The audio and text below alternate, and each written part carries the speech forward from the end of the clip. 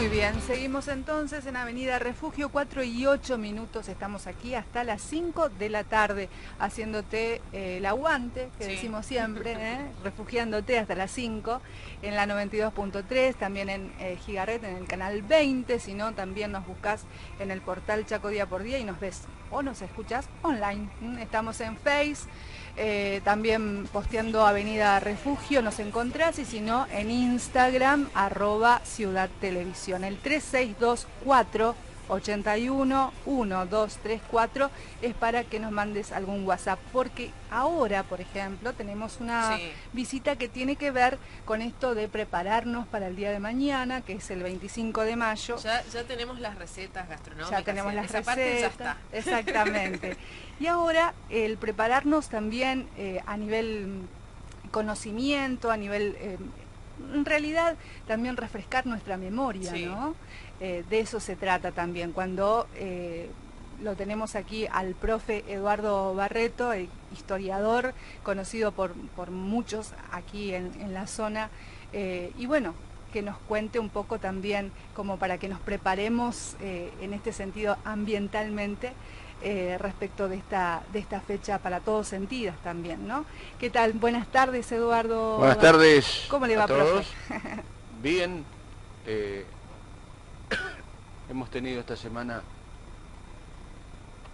por distintos medios tratando de explicar qué fue aquello de la Semana de Mayo, ¿no? Indudablemente a mí me gusta vincularlo siempre con los hechos de la actualidad, ¿no? Tratando de alguna manera de hurgar en el pasado para que aquellas cosas que no debieron ocurrir no nos vuelvan a pasar nuevamente. Es por eso que creemos que es necesario contar la historia que muy pocas veces nos contaron, o que nos negaron, o que metamorfosearon. Por eso que yo hablaba en algunos medios en estos días y les decía a los colegas locutores que si decimos que Inglaterra promocionó y apoyó y alentó y financió la Revolución de Mayo, estaríamos ante una falacia histórica. Pero si decimos que Inglaterra no estuvo para nada presente detrás de la revolución, también estaríamos obviando una parte importante de aquellos hechos que conmovieron no solamente a las Provincias Unidas del Río de la Plata, sino también a todo un continente americano. Porque fijémonos en primer lugar quién fue Francisco Miranda, este hombre intelectual, dueño de mucho dinero, que estaba instalado en Inglaterra cuando el general San Martín servía todavía a las tropas del rey Fernando VII. Era uno de los más importantes soldados de la tropa, y lo mandó llamar Miranda para decirle que tenían intenciones en Inglaterra de apoyar los movimientos de liberación que se estaban dando en América Latina. Y el general San Martín accedió, y fue ahí donde recibió, digamos, los valores de la independencia y la libertad de parte de la logia masónica. Claro. Era un organismo secreto, profesional, que de alguna manera le fue inculcando la idea de trasladarse a América con otros patriotas para llevar adelante un plan político-militar destinado a lograr la liberación de América del Reino de España. Y por eso que cuando el general San Martín va a cruzar los Andes, lo hace en función de un plan estratégico diseñado por un general inglés. El plan Midland consiste en decir que lo que había dicho Napoleón Bonaparte, de que no hay mejor defensa que un buen ataque. Por eso al enemigo no había que esperarlo adentro de nuestras tierras, sino que había que salir a pelearle en tierra chilena o en tierra de Bolivia. Y por eso decimos que no nos llama la atención cuando el 25 de mayo de 1810 los ingleses disparan balas de cañón como si fueran bombas de estruendo, cohetes, sintiendo una gran algarabía por la independencia que estábamos logrando. ¿Y por qué lo hacían? ¿De buenitos, de solidarios, de amigos? No, yo creo que ellos lo estaban haciendo porque estaban esperando que le abran los ríos para traer su mercadería, sus productos que fundieron la industria regional, la de los ponchos, la de las aguardientes, la de la platería y todo lo que se fabricaba en el interior. Es de ahí que van a surgir los caudillos federales para oponerse a este verdadero saqueo que estaban haciendo los ingleses, que se sintieron halagados porque la burguesía comercial porteña había llevado adelante esta revolución, digamos, en contra del rey Fernando VII, con el cual Inglaterra estaba, digamos, en la vereda enfrente, ¿no? Por eso este proceso, que se inicia en muchos puntos de América Latina, como el Alto Perú, donde un gran cacique inca en 1781 subleva todo lo que quedaba del imperio incaico y algunas tribus del Alto Perú y del norte argentino, porque también participaron algunas huestes indígenas del Chaco salteño. Sí. Y me refiero a José Gabriel Condorcanqui, Sí, Tupac Amaru II, estuvimos hablando de él. Sí. Sublevó a los americanos para, digamos, de alguna manera sacarse de encima el yugo de los españoles. Y también hay que hablar de la declaración de la independencia de 1809, el 25 de mayo de 1809, un año antes, en Bolivia, en lo que hoy es el territorio de Bolivia, un grupo de patriotas, entre los cuales se encontraba el hombre de estas tierras, Monteagudo, va a declarar la necesidad de sacarse las cadenas que lo oprimían de España. Además, o sea, tenemos que nombrar a los comuneros de Asunción, tenemos que nombrar el antecedente importante que fue la las invasiones inglesas, que permitieron de alguna manera que el pueblo se organizara en milicias y esto permitiera un gran antecedente político para el Cabildo Abierto del 22 de mayo de 1810, donde prácticamente fue el puntapié inicial para este proceso de liberación. O sea, no podemos hablar de revolución o de primer gobierno patrio sin hablar de la influencia de los pueblos originarios. Indudablemente que no, yo creo que forman parte de un proceso muy importante, a pesar de que durante todo el periodo revolucionario de mayo, los pueblos originarios de la Argentina o de las Provincias Unidas no tuvieron una participación política decisiva, sino que fueron usados, digamos, como fuerza de choque para nutrir los ejércitos de la independencia. Y si me preguntan, ¿y el Chaco participó? En absoluta, para nada, porque en ese momento y hasta 1885 el Chaco estaba totalmente dominado por las tribus indígenas y la revolución prácticamente le pasó por el costado, que fue cuando Manuel Belgrano se iba al Paraguay y las tribus que habitaban el Chacú prácticamente no no tenían en cuenta todo este proceso que se estaba viviendo. ¿Y cómo era, profe, en ese tiempo la cuestión de la esclavitud, digamos? Hoy estuvimos hablando fuera de aire respecto de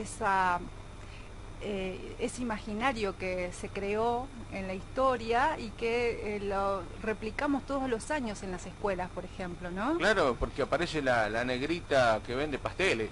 Claro. La negrita o el negrito también que anda con las velas, ¿no? Realmente es, digamos, un símbolo tapado, ocultado de lo que era la servidumbre, lo que era la esclavitud.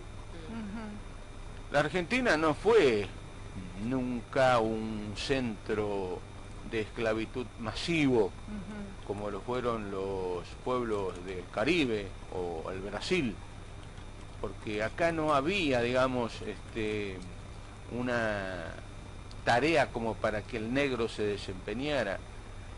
Sí lo había en Brasil con la caña de azúcar o en el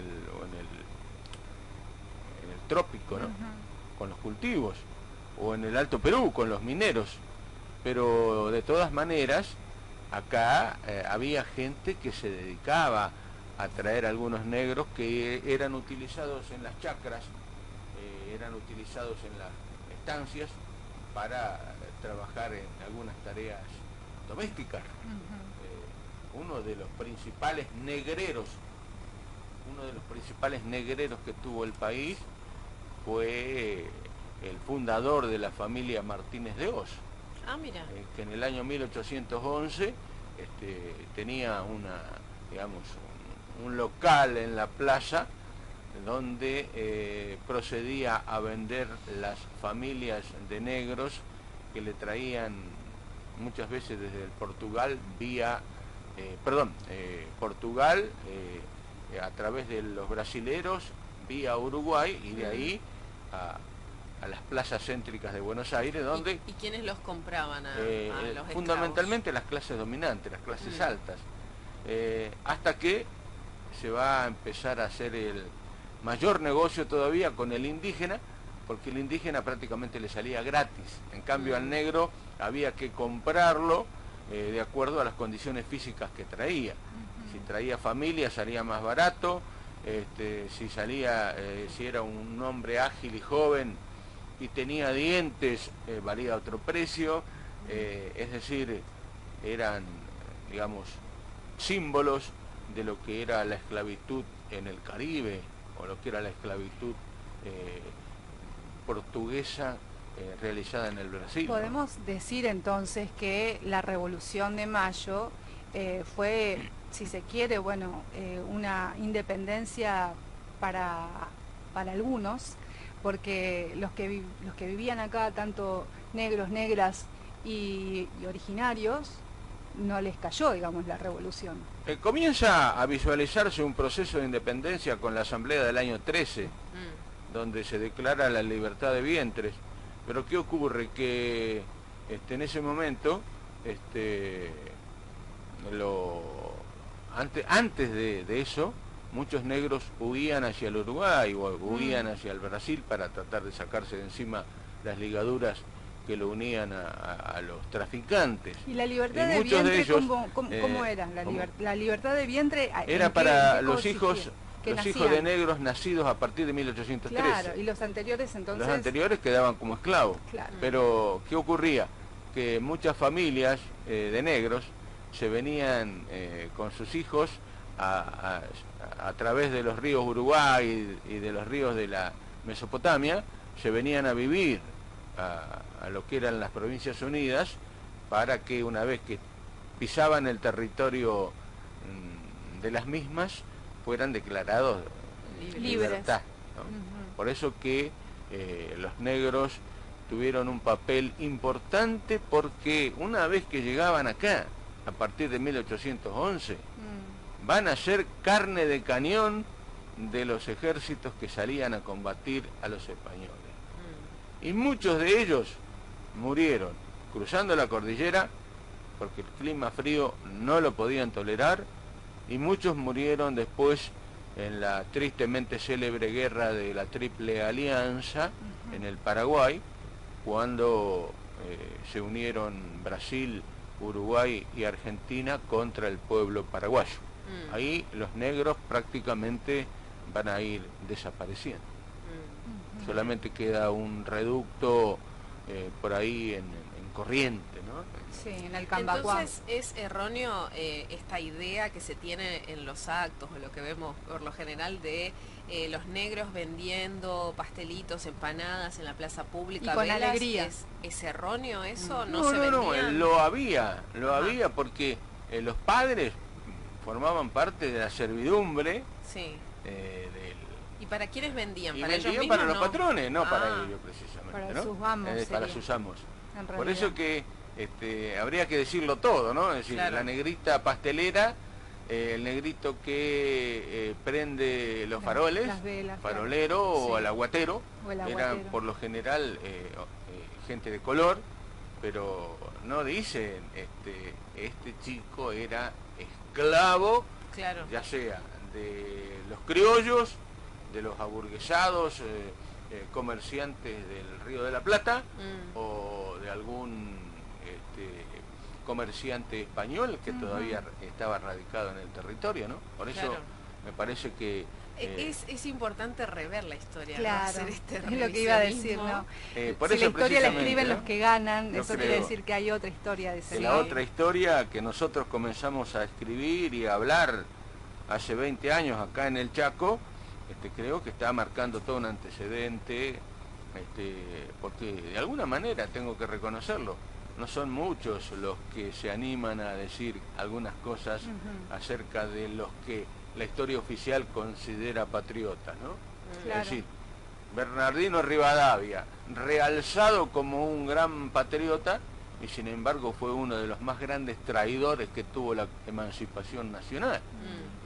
Fue uno de los que nos, de alguna manera nos hizo ingresar en la deuda externa que tenemos mira, los argentinos. que empieza ¿no? desde ahí. Claro. Podemos Porque, hacer, si quieren, una columna de la deuda externa. Fue el empréstito que los revolucionarios, entre comillas, porque ya prácticamente habían eliminado a todo vestigio revolucionario, como Mariano Moreno, como Castelli, como Monteagudo, que eran hombres peligrosos para el sector conservador, ya lo habían eliminado en esa interna que se dio en la primera junta y en la junta grande. Es decir, la grieta política Viene de hace ya Sí. la comenzamos a visualizar a partir del mismo día del 26 de mayo de 1810, porque algunos se colocaron en la vereda enfrente porque querían conservar, digamos, algunos de los privilegios que tenían desde la época colonial. Por eso no querían una bandera propia, no querían de ninguna manera que Belgrano hice el pabellón nacional. A Mariano Lo Moreno, que después le dijeron cipayos, ¿no? Exacto. a Mariano Moreno lo mandaron en una misión diplomática, entre comillas, a Europa, y, oh casualidad, muere en alta mar envenenado. Así es. A Dorrego, que era un gran patriota, termina fusilado. Artigas, un gran defensor del federalismo de las 4 provincias del litoral, termina exiliado en Paraguay. El general San Martín, con todo lo que había hecho por la patria, termina sus días en Europa. Es decir, el enemigo aparece ya en los albores de la independencia. Y Claro. Castelli y French y Beruti, aquellos que nos dicen que estaban repartiendo escarapelas frente al cabildo, Sí. creo que están cometiendo una falacia histórica, porque las cintas no eran celestes y blancas como dicen los libros, Eso ¿no? también iba a preguntar, sí. Porque estaban repartiendo No eran cintas celestes. blancas para el pecho y cintas rojas, digamos, para el sombrero, El rojo punzo. Y ellos prácticamente, junto con sus chisperos, que eran el grupo de choque que tenía Ferenzi Beruti, eran los que hoy podríamos denominar mal llamado piqueteros, porque ellos eran los que cortaban la calle y decían quiénes podían pasar y quiénes no podían pasar. Mirá, de ahí ya empieza todo. Para el 22 de mayo, y para que vean ustedes que la revolución no fue tan popular como digamos, para el 22 de mayo se cursaron 352 invitaciones para la parte más sana, así decía la invitación, para la parte más sana de la población porteña. ¿Qué quería decir sana? Ahí ya había un sesgo, estamos ya una vinculado con una cuestión discriminatoria, racista, total. discriminatoria de origen social. Y bueno, y ahí estaban los chisperos de Castelli, de Ferenzi y de Beruti, diciendo, usted pasa, usted no pasa, usted pasa, usted no pasa. Es decir, había toda una selección de carácter político, ¿no? Esto claro. ya viene, digamos, con mucha fuerza en esta semana tan agitada que fue la del 18 al 25 de mayo. Y bueno, y o sea que esa plaza, los que estuvieron en esa plaza eran seleccionados, no fue no estaba el pueblo. Había el pueblo, y esto es muy importante señalarlo, el pueblo no estaba ahí pretendiendo saber y queriendo saber de qué se trata. El pueblo estaba en la zona de los cuarteles, estaba en la zona de donde estaban los mulatos, los pardos, que eran los herederos de las famosas milicias que se armaron cuando la Revolución de Mayo. Es decir, y los patriotas le decían al virrey, ojo, o te vas o te mando al pueblo que se venga para el cabildo. Es decir, digamos, de alguna manera, están utilizando un término jurídico moderno, el pueblo fue un partícipe necesario, ¿no? En todo este proceso. Pero bueno, después las medidas que se tomaron iban muy caliente dentro del panorama político, porque los sectores conservadores querían quedarse con el gobierno de Buenos Aires y a partir de ahí establecer qué es lo que se iba a hacer en economía, y estaban las economías del interior tratando de empujar para que hubiera una coparticipación federal que fuera de alguna manera igualitaria para todos.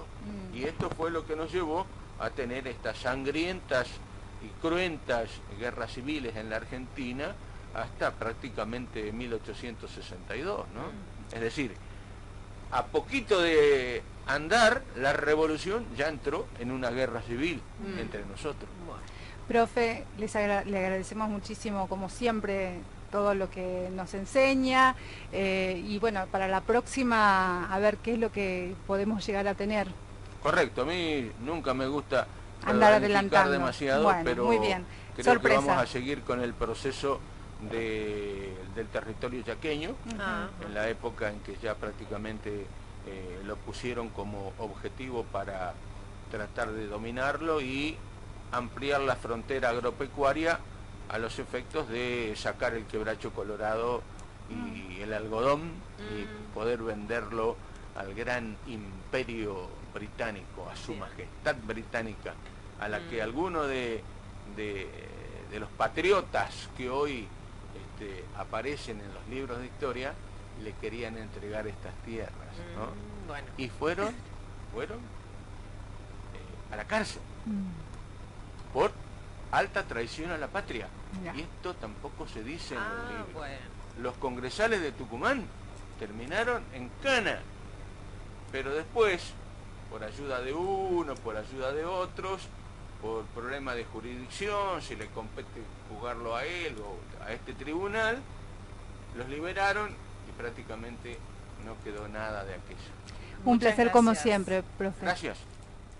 Por pensarlo